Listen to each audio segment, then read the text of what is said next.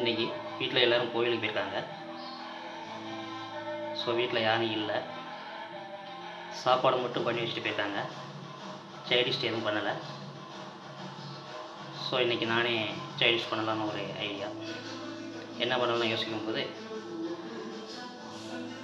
காளான் சிந்தாமணி பண்ணலாமே அப்படின்னு ஒரு ஐடியா வந்துச்சு. சரி, அதை பற்றி பார்க்கலாம். காளான் சிந்தாமணிக்கு தேவையான பொருட்கள்: 3 தக்காளி,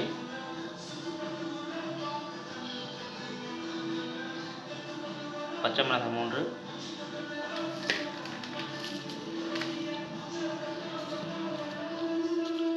பல்லாரி 3, சரிங்களா? அப்புறம் கருவேப்பிலை, மல்லி இலை தேவையான அளவு.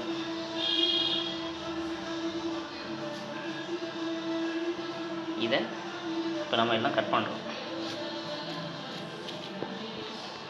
இந்த மாதிரி கட் பண்ணி வச்சுக்கோங்க. வெங்காயத்தை ஆம்லேட் கட் பண்ணுறப்ப கட் பண்ணிக்கோங்க. அப்புறம் காளான் இந்த மாதிரி கட் பண்ணி வச்சுக்கோங்க. இப்போ நாம்